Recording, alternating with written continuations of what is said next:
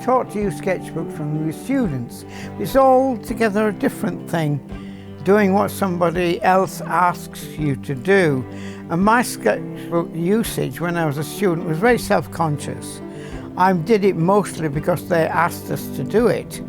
My reference sources for what I did were rarely from sketchbooks in those days, so that when I finished at art school, I finished any connection with sketchbook until about 1973, when my wife died. And with it died my aspiration toward abstraction. I didn't somehow feel that it was correct for me. Simplification and abstracted experience became much more meaningful to me because I simplified things to correspond with the way I felt and saw.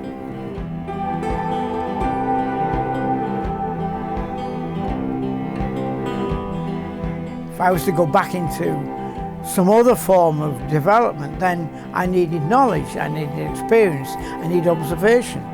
And since landscape is what I knew when I was a child, since it was something that was always connected with my experience, even the loss of my wife made me want to refer myself to the environment, because that was the way I could connect with her, how I could remember her. And the first areas that I went to at that time were the areas where I had been a child.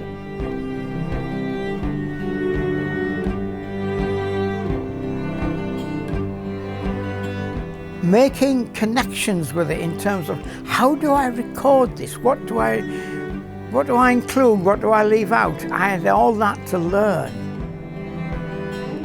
And the sketchbook was my tool.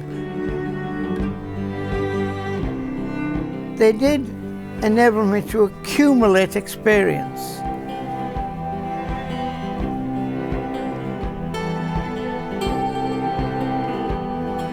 They would all group under the term of mixed media. I used a lot of ink. If I was ever in doubt, the one way I could guarantee of making or creating depth and space was through the school ink that I acquired. And it was a wonderful material to use. It was dip pen ink, which was no longer used in schools, but they never got chucked out their supplies, so I used to access it. I've still got some to this day. And if I lacked confidence in the beginnings of any series of work I was doing, I'd turn to ink first, and I would use a brush and I would use cane, and I'd shape the pen of the cane to different sorts of thicknesses and angles. So I would have a variety of there. I still have them in my studios to this day, and I've always got them in my car as part of my material that I use. And I would also include a wide range of pastel colours as well, good quality, and a watercolour box, and the watercolour pen was always the best that was available. I used Holbein all the time because it never dries out. Oh, I would always make sure I had a white gouache in there to block out or to augment, so I could sometimes use that in conjunction with good quality watercolour. I didn't take gouache out with me other than for the white.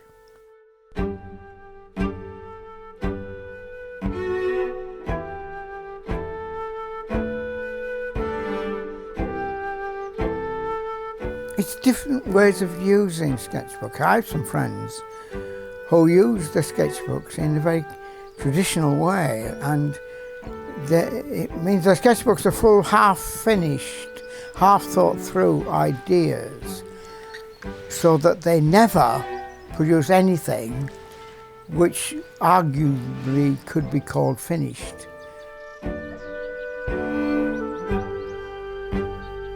Using the sketchbook to record useful material and then putting all that together back in the studio into a finished piece.